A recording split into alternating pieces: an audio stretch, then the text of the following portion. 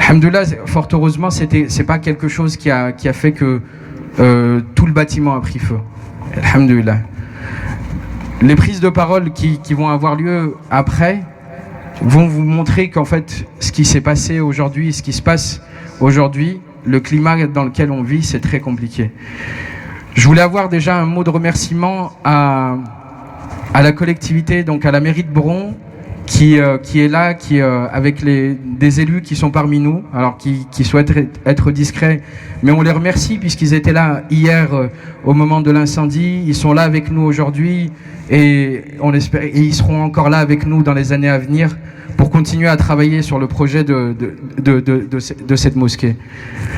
On tient également à remercier la présence de notre député qui est parmi nous ici, et qui aura une prise de parole, Inch'Allah, tout à l'heure. On remercie également à l'ensemble des institutions qui ont pris la parole et qui nous ont soutenus tout de suite. Dès qu'il y a eu l'incendie, tout de suite il y a eu ce soutien et tout de suite il y a eu cet appel à la mobilisation et au rassemblement. Donc je tiens à remercier les représentants du CMR et je tiens également à remercier les représentants du CRCM qui sont par là, et qui prendront également normalement la parole après. Tout de suite, je vais donner la parole à un frère qui a subi quelque chose de grave il y a quelques jours. Un frère qui est restaurateur. Je ne sais pas si vous en avez entendu parler, les tontons burgers, qui continue à subir des menaces. Mais je vais le laisser expliquer un petit peu ce qui se passe pour lui.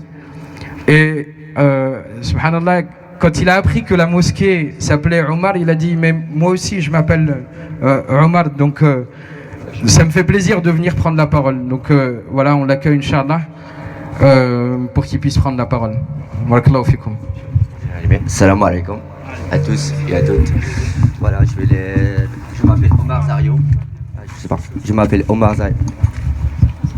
Allô, je m'appelle Omar Zario.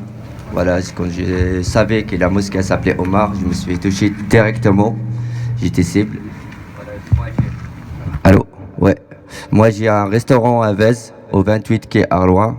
Malheureusement, il y a 28 jours, j'ai sauvé exactement le même type de raciste sur les murs, tagué « Mort à les Arabes »,« On aura ta mort »,« Dégagez d'ici », musulmanes, arabes, bref, des tags qui sont malheureusement trop difficiles à accepter, même jusqu'à aujourd'hui, alors que ça a passé 28 jours, mais je continue toujours à vivre avec ça. Heureusement, mais c'est comme ça, c'est la vie. Après, voilà, j'ai sauvé comment ça s'appelle, vraiment des choses, en fait. Ils m'ont coupé toutes les câbles des pareils d'électricité. Ils ont cassé les siphons pour les robinets de l'eau, pour qu'il y aura de l'eau qui colle sur le plafond, pour que j'aurai des dégâts que je ne reprends vraiment jamais là-bas. Mais c'est vraiment, ils ont failli réussir leur but, parce que jusqu'à aujourd'hui, je ne sais pas exactement ce que je dois faire, parce que c'est vraiment des dégâts trop importants. On connaît les assurances, malheureusement, vous savez tous que les assurances, quand on paye, ça va, mais quand malheureusement qu'il faut qu'ils passent à l'acte, ça marche pas. Et voilà, franchement, je suis trop touché avec ce qui arrive aujourd'hui. C'est pour ça que je soutiens la mosquée de Bron avec des actes qui arrivent, mais à 100%. Je suis là s'ils ont besoin de moi, de quoi que ce soit. Et je serai là pour toujours, avec eux ou avec des autres qui sont victimes. Il faut qu'on batte contre ça, pas avec la violence, mais en parlant, en discutant. Et peut-être on arrivera un jour à le but qu'on souhaite pour vivre dans la paix. On ne veut rien de plus, à part de vivre, d'aller. J'avais un restaurant qui était bien, j'ouvre. J'ai mes enfants qui nourrissent dedans. J'avais 6 ouvriers qui se trouvent au chômage aujourd'hui, malheureusement 6 familles. Et voilà, c'est difficile à moi même quand continue en parlant comme ça. Et je continue toujours malheureusement à recevoir des messages sur Facebook. J'ai donné ces messages à certains médias, mais malheureusement je vois rien qui bouge. J'étais allé voir la commissariat de Vez. Je leur donnais ça, il m'a dit ouais, mais ça sera dans un groupe privé malheureusement, qu'on n'a rien, on n'a pas le droit de faire quoi que ce soit. Alors que moi c'est quelqu'un qui est avec eux dans le groupe là, qui m'a renvoyé des messages. Et les messages, ils sont sur mon téléphone. Je les ai renvoyés même dans notre groupe WhatsApp aussi. Mais malheureusement, il n'y a rien qui bouge. Malgré tout, on laisse ces gens-là continuer. C'est dommage. Voilà. Bah, je vous remercie tous et à tous. Barakallahu fikum d'être là. Soutenez-nous. On est avec vous. Serez avec nous. Merci beaucoup. Donc, vous l'avez compris, notre frère Omar est très touché. Donc, pour qu'on vous explique pourquoi il est sur cette estrade aujourd'hui, c'est que parce que, pour nous, le racisme, on ne fait pas la différence. Dans son snack qui a été détruit parce qu'il vendait du halal, entre guillemets, c'était marqué « mort aux Arabes ». Et quand on a interpellé certaines organisations contre le racisme, et qu'on s'est présenté en tant que représentant des mosquées, ils nous ont dit « non, pas de représentants de mosquées. S'ils viennent, on ne vient pas. » On s'est retiré, on les a laissés faire leur travail. Mais aujourd'hui, c'est quoi qui est attaqué? C'est bien une mosquée. Les racistes ne font pas de différence. À Lyon se développent des groupuscules dangereux. On connaît les noms. Ils forment de milices. Ils s'en prennent aux enfants, aux femmes et aux hommes pour les tabasser. Et ils passent à l'acte. Ils envoient des lettres dangereuses qui appellent au meurtre et ils commencent à passer à l'acte. Donc nous, ce qu'on demande aujourd'hui, pas de différence dans le racisme. Que ce soit une mosquée qui soit brûlée ou un homme à qui on dit sale arabe, pour nous c'est la même chose. C'est les mêmes personnes qui sont visées. Donc voilà, c'était le sens de l'intervention de notre frère Omar. Merci beaucoup. Barakallahu fikoum. J'appelle notre députée Anissa Kader pour venir prendre la parole et on la remercie également de sa présence. Merci Jafar. Bonjour à toutes et à tous. Je suis Anissa Kader, je suis députée de Bron. En tant que parlementaire, je juge essentiel d'être présent parmi vous aujourd'hui dans ces moments. Et je viens aussi vous témoigner de mon soutien et de ma solidarité. Je tiens également à vous faire part de mon totale confiance aux forces de l'ordre que je sais qui sont très mobilisées pour trouver les auteurs de cet incendie. Hier, le ministre de l'Intérieur, M. Darmanin, avait transmis « La liberté de culte est une valeur fondamentale dans notre pays ». On est à vos côtés, je suis à vos côtés. Merci. Merci beaucoup. Cengiz, Inch'Allah, tu es le prochain à prendre la parole. Donc Cengiz, qui est le président du conseil régional du culte musulman. Et puis on aura également l'intervention, Inch'Allah, à la suite de Cengiz, la prise de parole d'un des coordinateurs des mosquées de la Loire qui sont parmi nous également. Barakallahu fikoum. Mesdames et messieurs, nous sommes réunis ici par une température de 35 degrés ou plus, car hier, vendredi, jour saint pour les musulmans, nous nous sommes réveillés avec cette terrible information qui nous apprenait que la mosquée Omar de Bron avait subi un incendie criminel quelques heures auparavant. Cette mosquée est gérée par une association qui a plus de 40 ans, qui est référencée par le CRCM et qui est exempte de tout reproche, ne méritait vraiment pas cela. D'ailleurs, aucun culte, aucun lieu de culte ne mérite d'être attaqué de la sorte. Cet endroit où nous nous trouvons revêt une symbolique forte, puisqu'il appartenait à l'Église catholique qui a mis à disposition, puis a bien voulu céder cet emplacement dans des conditions bienveillantes, afin que les musulmans de la commune de Bron puissent vivre dignement leur culte. Quelle démonstration d'empathie à une époque où l'on ne parlait pas encore de vivre ensemble. Eh bien, ce qui est arrivé il y a à peine plus de 24 heures, à travers cet incendie criminel, reflète exactement l'opposé de ce qu'a toujours représenté cet établissement. Alors, que doit-on penser de cet acte criminel? Dans un pays qui est le pays de la liberté, dans un pays où la liberté de croyance est une liberté fondamentale, dans un pays où la notion de laïcité existe et garantie la liberté de croyance. Cet acte montre le rejet de ces libertés.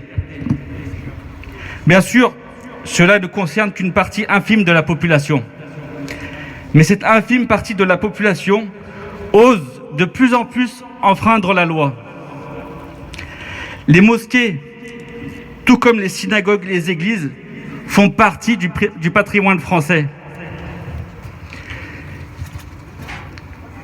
Ce qui s'est passé, c'est un acte qui a été réalisé uniquement contre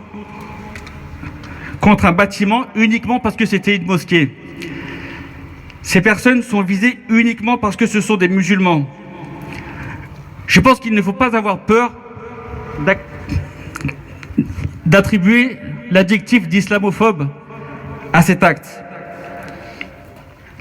Dans le même temps, je vous confirme que les autres cultes sont solidaires des musulmans dans ces moments de douleur, tout comme les musulmans ont toujours été solidaires avec ces mêmes cultes dans leurs moments de douleur. Effectivement, il est important de dire non à ce que nous avons vécu dans la nuit précédant le vendredi. Il est important que tout le monde dise non, ensemble, les musulmans certes, mais aussi les croyants et les non-croyants. Ce qui est remis en cause par cet acte, c'est une liberté fondamentale.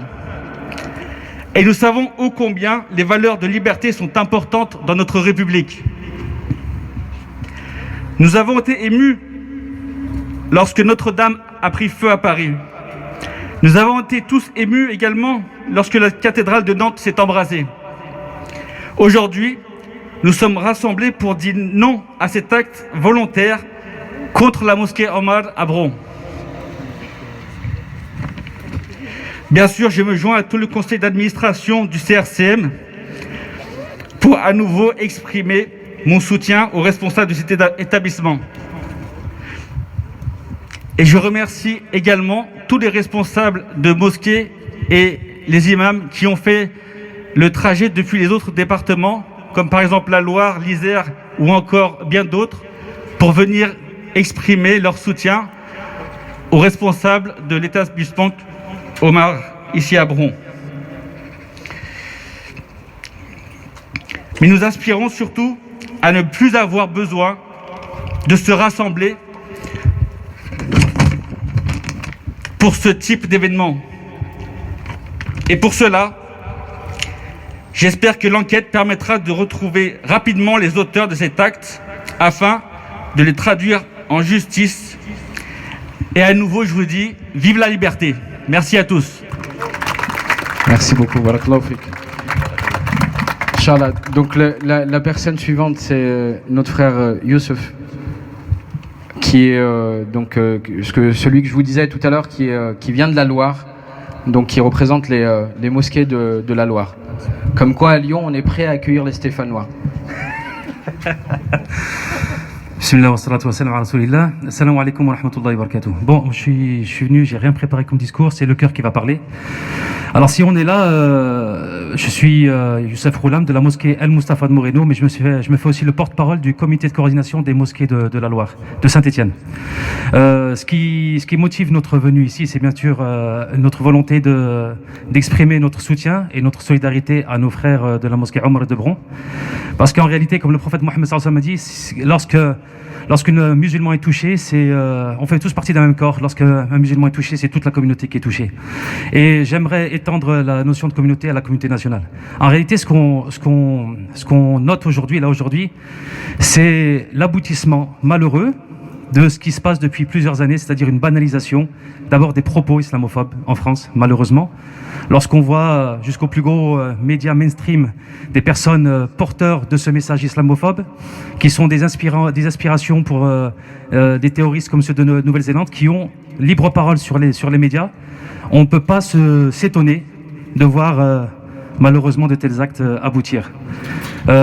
Nous, ce qu'on aimerait aujourd'hui, en tant que représentants des mosquées de Saint-Étienne, c'est d'abord apporter notre soutien, notre ferme et en pleine solidarité avec nos frères de Lyon, mais c'est aussi pousser un cri.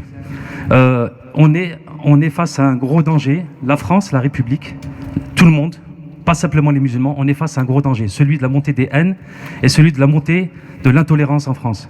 Lorsqu'on laisse trop facilement la parole à des gens qui sont porteurs de cette haine, on ne peut pas s'étonner qu'il se passe des choses comme celle-ci aujourd'hui.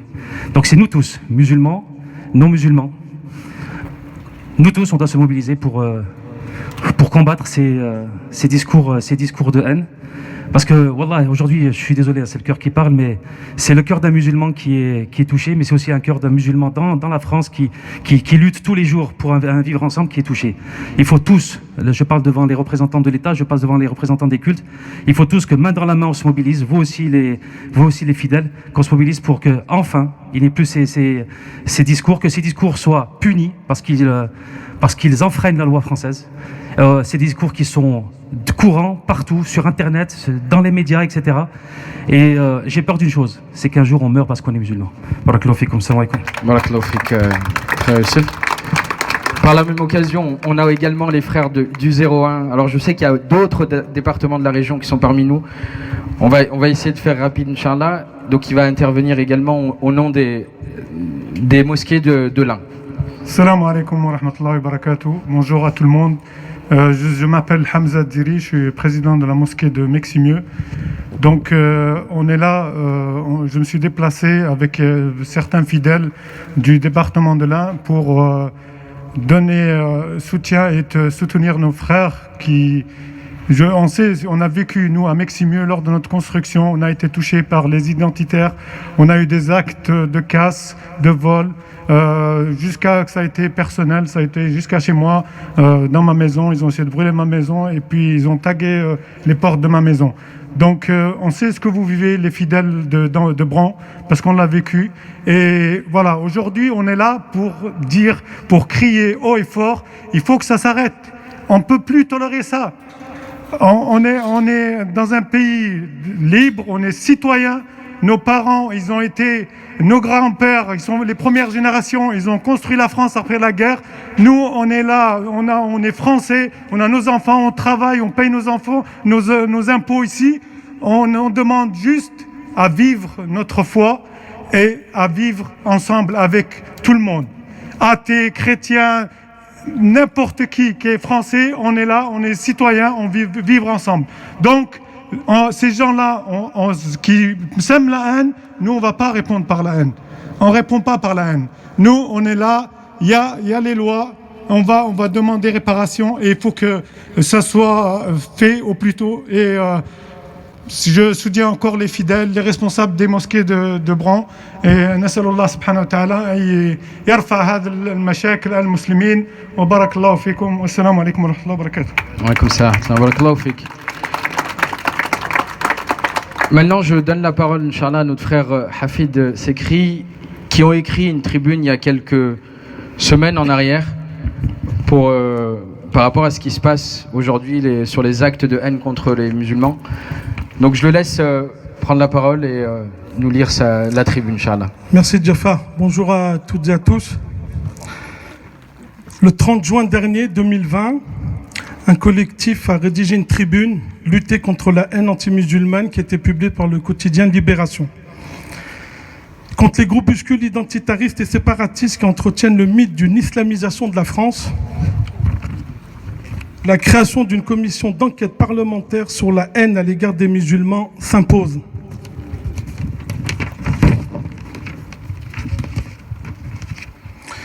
Dans son discours du dimanche 14 juin, le chef de l'État a déclaré que lui et le gouvernement seront intraitables face au racisme, à l'antisémitisme, aux discriminations. La lutte contre la haine anti-musulmane doit être prise au sérieux par les pouvoirs publics et la société civile. Vous serez fusillés. C'est le tag qui a été retrouvé sur une mosquée de Cholet mercredi. C'était le 27e jour, la nuit Laylat al-Qadr pendant le Ramadan. La veille, nos concitoyens de confession musulmane célébraient la nuit du destin durant la période de jeûne du mois de Ramadan. C'est un fait. Les musulmanes et musulmans sont quasi exclusivement présentés comme un corps étranger à la société française, malveillant, par essence, conquérant, cherchant à s'approprier les territoires géographiques, culturels, politiques, à des fins de captation du pouvoir et d'accomplissement d'un grand dessein religieux. Ces représentations viennent de loin et sont réactivées au gré des crises successives que connaît notre pays, comme celle du Covid-19. Une simple visibilité est interprétée comme de la conquête, de la défiance ou de la provocation. Quand cette visibilité n'est pas, le soupçon pesant d'être des infiltrés persiste. Ainsi qu'il s'agisse d'invasion ou d'infiltration, l'islamisation de la France serait en marche avec la complicité des élites mondialisées. Ce mythe de l'islamisation développe cette crainte et cette hostilité que sont les ressorts de la haine anti-musulmane. Cette haine produit des discours et des actes qui mènent à un traitement différentiel et discriminatoire appliqué aux musulmanes et musulmans sur la base de leur appartenance religieuse réelle ou supposée. Ce sont ces théories de l'islamisation et du grand remplacement qui ont inspiré Anders Breivik, le terroriste qui a perpétré les attentats du 22 juillet 2011 en Norvège, faisant 77 morts et 151 blessés, ainsi qu'il le revendique dans son manifeste.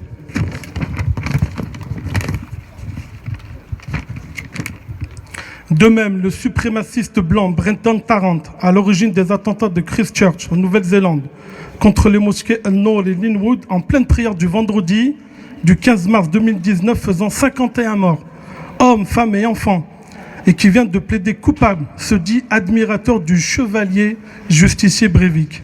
Son manifeste porte le nom significatif « The Great Replacement », le grand remplacement. Ainsi, il fait référence à une théorie du complot d'extrême droite popularisée en France par l'écrivain Renaud Camus, la France, un pays qui occupe d'ailleurs une place centrale dans son cheminement vers la violence. Entre autres, il fera des dons à Génération Identitaire. Génération Identitaire, ce groupuscule d'extrême droite, xénophobe, séparatiste et suprématiste a pris pour cible le recteur de la Grande Mosquée de Lyon, Kamel Kaptan, ici présent, en l'assimilant à un terroriste pour avoir permis que se fasse entendre l'appel à la prière musulmane du haut du minaret de la mosquée en résonance fraternelle avec les sonneries de cloches de toutes les églises et cathédrales catholiques de France qui célébraient la fête de l'Annonciation en soutien au personnel soignant à l'appel de la conférence des évêques de France. Claude Sinquet, ex-candidat sous l'étiquette Front National aux élections départementales de 2015, sera l'auteur d'une tentative d'attentat contre la mosquée de Bayonne le 28 octobre 2019, qui ne fera, entre guillemets, que 2 blessés graves. L'échec est dû au changement d'horaire de l'heure de prière du fait du passage à l'heure d'hiver. Claude Sinquet était connu pour se tenir des propos racistes, muni d'une bonbonne de gaz et d'armes.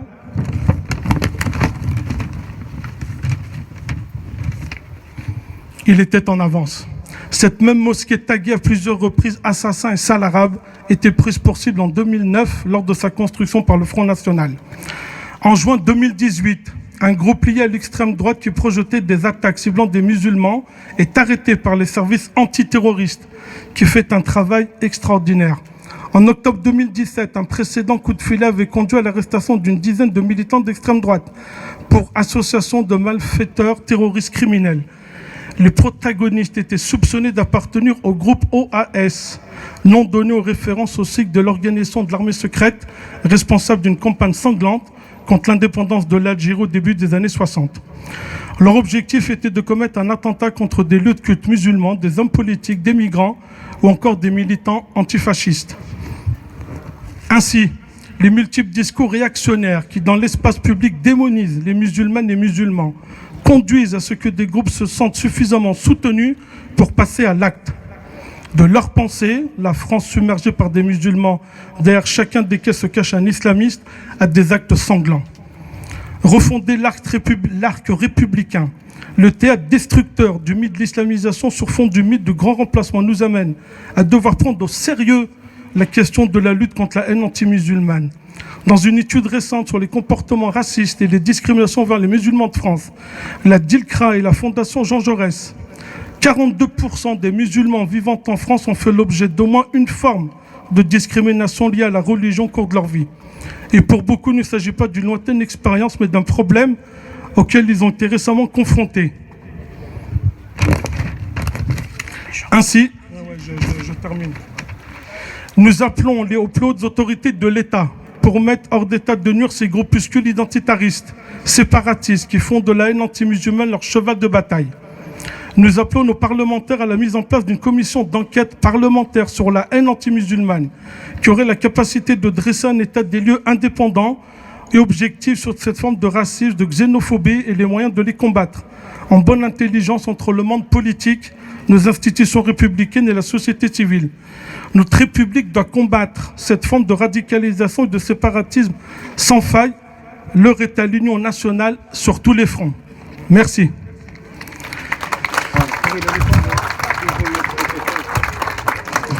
Ouais, on va essayer. Nous avons aussi présent avec nous Georges de l'Union juive française pour la paix, à qui je vais laisser la parole, qui a tenu à être avec nous pour nous montrer son soutien. Un symbole de l'interreligieux.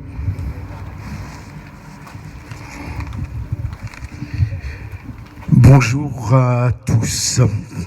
Je suis désolé, mais je ne suis pas religieux. Pas de souci. Par contre, je suis juif.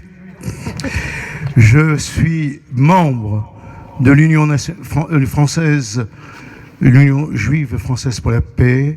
L'Union juive française pour la paix est la seule association française à être solidaire des Palestiniens et à dénoncer les crimes que font les Israéliens. Seulement, notre histoire ne s'arrête pas là. J'ai 84 ans. Je sais ce que c'est que l'antisémitisme français, parce que nous avons été nous-mêmes les victimes avant vous d'une haine de même nature. Une haine de tous les jours.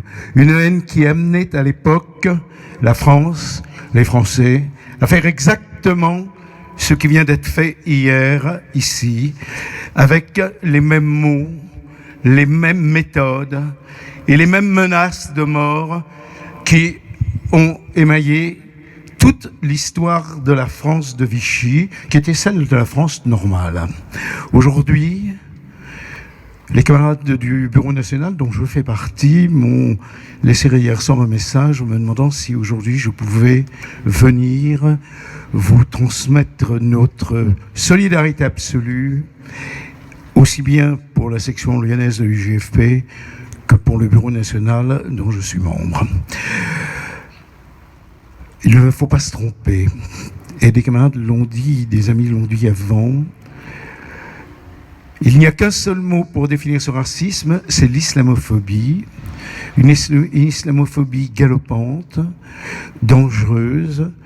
Et il faut aussi ne pas avoir peur de dire que cette islamophobie-là traverse l'ensemble des courants français politiques, moins à gauche et beaucoup plus à droite, puisque la droite propre, celle qu'on nous présente comme telle, en fait, est tellement poreuse qu'elle porte tous les jours à la radio, dans les médias, dans ses actes, les propos du Front National, des identitaires et des gens de la même nature qui, à Lyon, ont pignon sur rue depuis des années et que jamais ont été inquiétés des propos et des crimes qu'ils ont faits.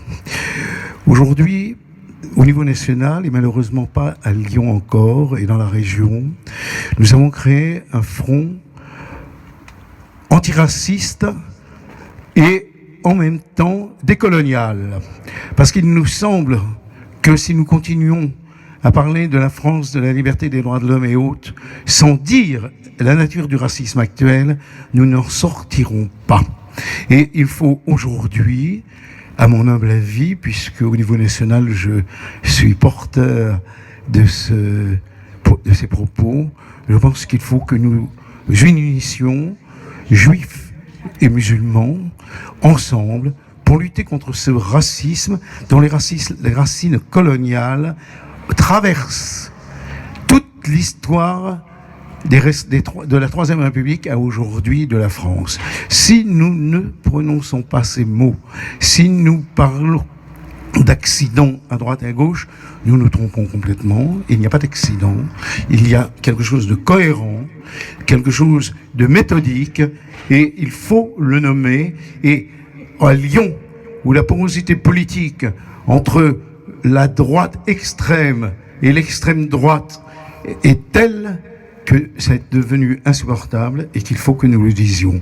Voilà ce que, sans qu'on me l'ait dicté, puisque ça s'est passé dans un mail de quelques mots, je tenais à dire au nom de l'Union juive française pour la paix, et je vais vous dire, parce que c'est une affaire de jeunes plutôt qu'une affaire de vieux, et qu'il y a quand même dans l'assistance beaucoup de jeunes, l'avenir ne peut être défendu que par la jeunesse.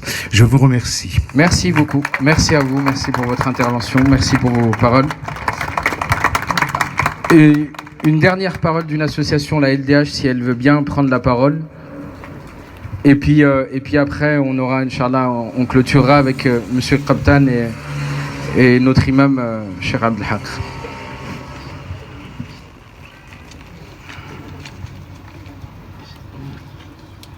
Donc la LDH, c'est Ligue des droits de l'homme, qui ont souhaité également être présents aujourd'hui, Inch'Allah. Bonjour à tout le monde. Je suis là au nom de la Fédération de la Ligue des droits de l'homme, le Rhône. En nous apportant notre soutien à la communauté musulmane et à la mosquée de Bron.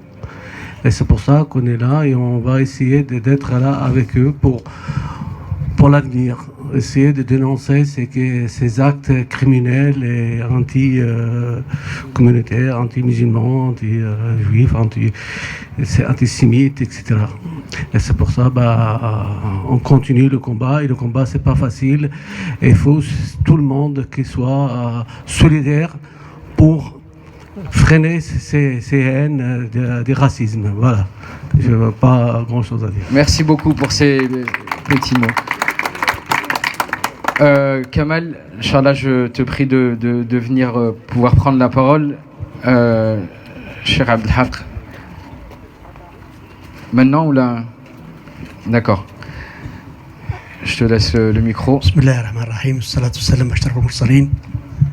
Chers frères, chères sœurs, parler devant une mosquée qui brûle, on le fait pas avec plaisir, on le fait avec peine.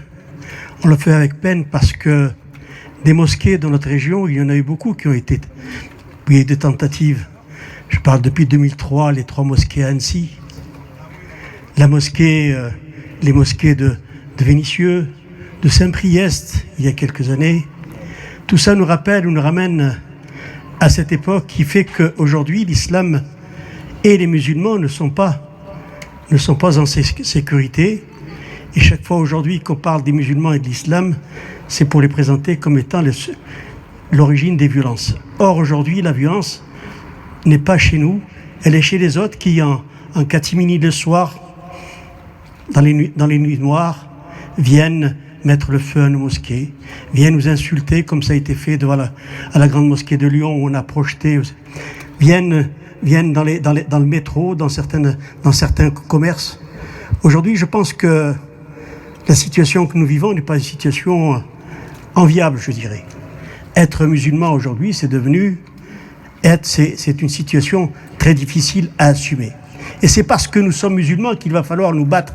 Nous battre non pas faire la guerre, mais nous battre effectivement par la force que nous pouvons représenter, par le soutien que nous pouvons nous apporter les uns les autres, et aussi pour être des hommes, des vrais citoyens, des bons citoyens. Or malheureusement, quand on voit et quand on analyse les dernières élections, je suis désolé, mais quand on voit dans certains quartiers le nombre de nos votants, c'est inquiétant. Aujourd'hui, on nous dit du principe de la laïcité, qui est un principe fondamental de liberté du culte. Pas pour les musulmans. Les seuls qui n'ont pas droit de pratiquer librement leur culte et de faire effectivement, ce sont les musulmans, et on le voit. Moi, je suis quelqu'un qui est un véritable républicain. J'aime ce pays parce que il nous a accueillis tous à une certaine époque. On l'a vu, on a essayé d'être de bons citoyens. Et quand je vois, lorsque le 25 mars, nous avons voulu être solidaires avec les soignants, les malades, les églises qui appelaient à sonner les cloches, on s'est dit, il faut peut-être que les musulmans aussi se manifestent par quelque chose qui leur est propre. On n'a pas d'église, on n'a pas de cloche. nous allons faire appeler le... J'ai été représenté par un certain groupuscule. Il y avait Salah Abdeslam, il a tué 130 personnes. Kamel Kaptan, il a fait appeler à la prière. Vous voyez un peu où on nous classe aujourd'hui. Pour ces gens-là, nous sommes tous des terroristes. Nous sommes tous des gens à expulser, puisqu'il y a eu une pétition qui a circulé pour me faire expulser. Et il y a eu effectivement... Et j'ai été très étonné. Je me suis dit... Kamel Kaptan, recteur de la Grande Mosquée de Lyon, depuis 40 ans il se bat, il a construit la Grande Mosquée de Lyon, et que le soutien allait affluer de toute la France. Sincèrement mes frères, j'ai été très étonné, et je n'ai vu personne. Quand on sait que lorsque Zemmour, qui se fait insulter, et je ne suis pas d'accord avec celui qui l'a fait, qui se fait insulter dans la rue, la personne est retrouvée, recherchée, retrouvée, jugée, condamnée. Et en prime, le président de la République, il l'appelle pendant un quart d'heure, ou 3 quarts d'heure, je pense. Tout ça vous montre, moi je le dis, ce que je vous dis là, je l'ai dit aux plus hautes autorités de ce pays, parce que j'estime qu'aujourd'hui, nous ne sommes pas sur le même pied d'égalité. Et il faut peut-être, moi je pense qu'à mon humble avis, mes frères et mes sœurs, c'est de notre faute quelque part. Quelle image nous donnons le soir lorsque dans des cités, des rodéos et des ceci, de cela? Quelle image nous donnons à l'opinion publique lorsque quelqu'un va tuer, etc. Je pense que ce n'est pas de notre fait, mais nous sommes tous comptables de tout ça. Nous sommes tous comptables de cette situation et nous devons, à mon sens aujourd'hui, non pas, ce n'est pas à nous de payer les pots cassés, mais c'était peut-être à la société de se poser la question pour savoir qui est. En tous les cas, mes frères, nous sommes responsables, que je dis, pour ce qui est de notre communauté. Pour ce qui est de notre communauté, nous sommes responsables. En tout cas, merci. Je ne vais pas être long, en tout cas, merci d'avoir répondu à l'appel du Conseil des mosquées du Rhône et d'être venus nombreux et nombreuses assister, soutenir la mosquée Omar. Barakallahu fik, Kamal, merci beaucoup, attention. Là, la marche est haute. Et donc, on clôture avec notre imam, Cheikh Abdelhaq.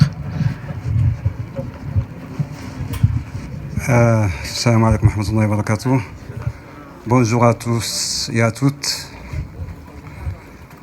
Je vous remercie tous de votre présence pour être à nos côtés pour cet événement qui est survenu hier dans la matinée. Je tiens d'abord à remercier les membres du gouvernement qui ont été à notre côté aussi, qui nous ont soutenus moralement, ceux qui sont présents là. Je tiens aussi à remercier Monsieur le maire de Bron, qui a accepté de nous recevoir dans son bureau, malgré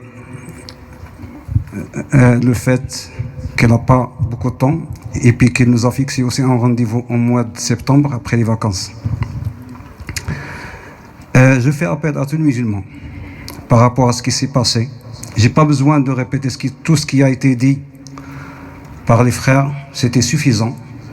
Mais de mon côté, je fais appel à la paix. Je fais appel à un bon comportement. On ne rend jamais le mal par le mal. Et on ne corrige jamais la faute par la faute. Et on ne rend pas la violence par la violence. Tels étaient les conseils de notre prophète. Il faut bien le savoir. Avec ses ennemis, ses ennemis à son époque, des Qurayshites, qui n'ont pas cessé de lui faire du mal, qui ont cherché quand même à l'exterminer, toute sa communauté, c'est-à-dire la communauté musulmane. Malgré ça, il a montré un bon comportement avec eux. Le jour où il revenait à la Mecque, il s'attendait à une vengeance peut-être, mais ce n'était pas le cas. Il leur a dit: vous êtes libres, je vous pardonne par rapport à tout ce que vous avez fait.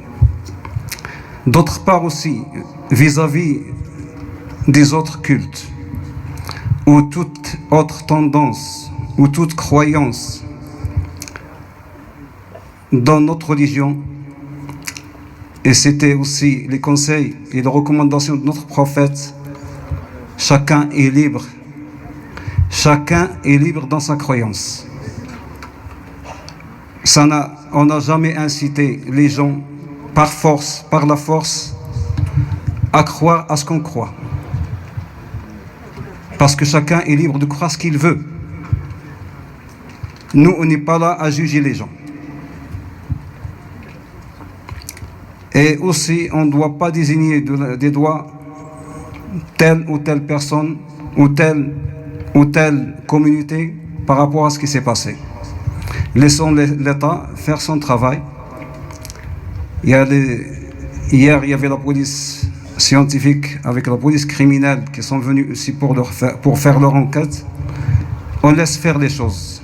Nous demandons, à côté de ça, je vais vous dire une chose aussi, c'est par rapport à l'historique un peu de cette mosquée, pour voir où l'on est. C'est une mosquée qui a été, c'est un endroit, c'est-à-dire le terrain, c'est un endroit qui était propriété de la diocèse, ou du diocèse, et qui a été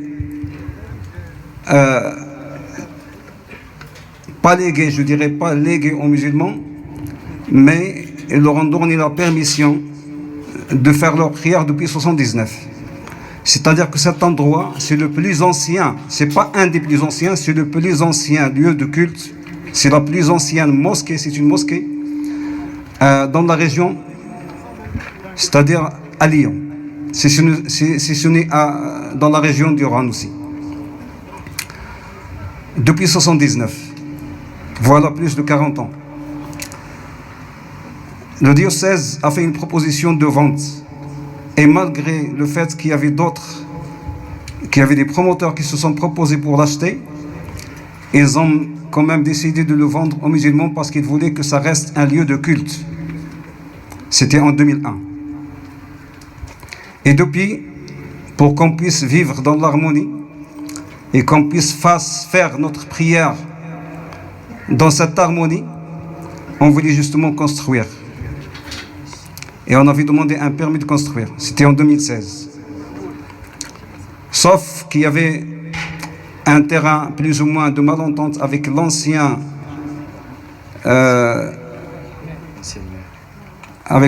maire. C'était Madame Guillemot à l'époque.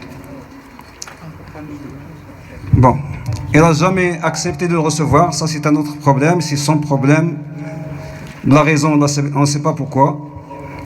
Il a peut-être évoqué des raisons, mais on voit bien actuellement que monsieur le maire actuel de Bron, il a accepté de nous recevoir et il nous a donné justement rendez-vous pour discuter du sujet. Nous, ce qu'on demande, c'est de pouvoir construire cet édifice pour qu'on puisse vivre normal comme tous les autres et faire notre prière normale comme tous les autres, comme tous les musulmans. Surtout que c'est une ancienne mosquée, et c'est la plus ancienne mosquée. Je crois bien qu'elle a bien une importance dans le cœur de tous les musulmans. Et même peut-être aussi dans le cœur aussi des voisins. Et on demande à tous nos voisins, s'il y a parmi nous des voisins qui habitent à côté de la mosquée, on leur demande de nous pardonner. Si des fois il y a certaines réactions déplacées de certains musulmans, malheureusement des fois, des choses sortent de notre contrôle et que nous, on ne puisse pas contrôler. On essaie toujours de faire des recommandations. On fait toujours appel dans mes discours. Toujours hier, justement, dans le discours du vendredi, j'ai toujours essayé de faire appel aussi à la paix, à l'amour avec les autres, au respect des autres.